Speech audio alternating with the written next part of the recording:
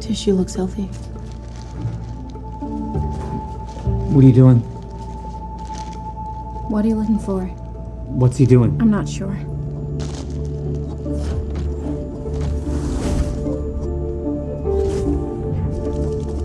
Sean, what are you looking for? Masses?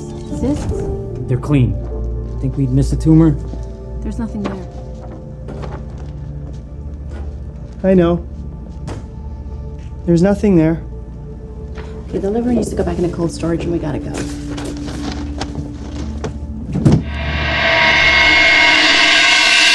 Ke dalam darah. Ketiga, efek biologis. Malnutrisi terjadi itu karena tubuh itu tidak dapat menyerap nutrien secara efisien meskipun asupan makanan mencukupi. Jadi pelajaran pentingnya adalah luas permukaan membran itu sangat penting untuk penyerapan nutrien. Kerusakan mikrofili pada penyakit celiak itu menunjukkan bagaimana pengurangan luas permukaan dapat mempengaruhi kesehatan secara signifikan. Jadi ini menunjukkan betapa pentingnya luas permukaan dalam menjaga fungsi vital tubuh manusia. Ketiga, implikasi bagi fisiologi tubuh. Kemudian bagaimana sih gradien konsentrasi itu mendukung efisiensi pertukaran gas di paru-paru? Caranya, gradien konsentrasi yang besar antara darah dan udara di alveolus itu memastikan oksigen masuk ke darah dan karbon dioksida itu keluar secara efisien. Lalu, kenapa sih penyerapan nutrien di usus halus itu sangat penting bagi tubuh? Tentu karena penyerapan nutrien di usus halus itu menyediakan energi dan bahan baku untuk metabolisme tubuh yang penting untuk fungsi vital seperti respirasi dan pertumbuhan. Dan apa sih dampak penyakit seperti fibrosis paru-paru terhadap difusi? Dampaknya, fibrosis paru-paru itu meningkatkan ketebalan membran alveolus sehingga menghambat pertukaran gas oksigen dan karbon dioksida yang menyebabkan kesulitan bernafas. Jadi, hukum difusi Fick itu memiliki implikasi penting dalam fisiologi tubuh manusia. Berikut beberapa poin utamanya. Poin pertama, efisiensi pertukaran gas. Jadi, gradien konsentrasi yang besar antara darah dan udara di alveolus itu memastikan bahwa tubuh itu dapat mempertahankan suplai oksigen dan pembuangan karbon dioksida secara efisien bahkan selama aktivitas fisik intens. Poin ketiga, penyerapan nutriens. Jadi, luas permukaan yang diperluas oleh mikrofili di usus halus itu memungkinkan tubuh menyerap nutrien secara optimal yang penting untuk energi dan fungsi metabolisme. Poin ketiga, gangguan pada difusi. Penyakit seperti emfisema atau fibrosis paru-paru itu dapat mengurangi efisiensi difusi dan mengurangi luas permukaan atau meningkatkan ketebalan membran. Ini menunjukkan pentingnya menjaga kesehatan organ-organ yang bergantung pada difusi. Terus ada lagi studi kasus ketiga, yaitu pertukaran gas pada atlet dengan kapasitas paru-paru maksimal. Ada seorang atlet maraton itu memiliki kapasitas paru-paru yang lebih besar dibandingkan individu rata-rata. Ia mampu berlari jarak jauh tanpa mengalami sesak nafas yang signifikan. Nah, analisis berdasarkan hukum difusi Fick-nya harus begini. Pertama, luas permukaan membran. Jadi, atlet itu memiliki alveolus yang sehat dengan luas permukaan maksimal, memungkinkan pertukaran gas yang efisien. Kedua, gradien konsentrasi. Jadi, selama latihan intens, metabolisme otot itu meningkat, menciptakan gradien konsentrasi karbon dioksida yang lebih besar antara darah dan alveolus. Ini memastikan bahwa karbon dioksida itu dikeluarkan dengan cepat dari tubuh. Ketiga, efek biologis. Jadi, kapasitas paru-paru yang lebih besar dan efisiensi pertukaran gas itu memungkinkan atlet mempertahankan suplai oksigen yang stabil ke otot-otot selama aktivitas fisik intens. Nah, pelajaran pentingnya apa? Gradien konsentrasi dan luas permukaan membran itu bekerja sama untuk mendukung efisiensi pertukaran gas. Kapasitas paru-paru yang optimal adalah kunci bagi atlet untuk menjaga performa fisik. Terus, ada studi kasus yang keempat tentang penurunan efisiensi difusi pada pasien dengan emfisema. Ada seorang perokok berat berusia 55 tahun itu didiagnosis dengan emfisema, suatu kondisi di mana dinding alveolus itu rusak dan kolaps, mengurangi luas permukaan paru-paru. Nah, analisis berdasarkan hukum difusi Fick-nya harus begini. Pertama, luas permukaan membran. Jadi, emfisema itu menyebabkan kerusakan alveolus sehingga luas permukaan untuk pertukaran gas berkurang secara drastis. Kedua, gradien konsentrasi. Jadi, meskipun gradien konsentrasi antara darah dan udara di alveolus itu tetap ada, penurunan luas permukaan membuat difusi gas menjadi tidak efisien. Ketiga, efek biologis. Jadi, pasien itu mengalami kesulitan bernafas, hipoksia, dan penumpukan karbon dioksida dalam darah karena pertukaran gas itu tidak dapat memenuhi kebutuhan tubuh. Pelajaran pentingnya adalah pengurangan luas permukaan membran seperti pada kasus emfisema secara signifikan itu menghambat difusi gas. Ini menunjukkan pentingnya menjaga kesehatan paru-paru untuk mendukung fungsi vital. Intinya ada 4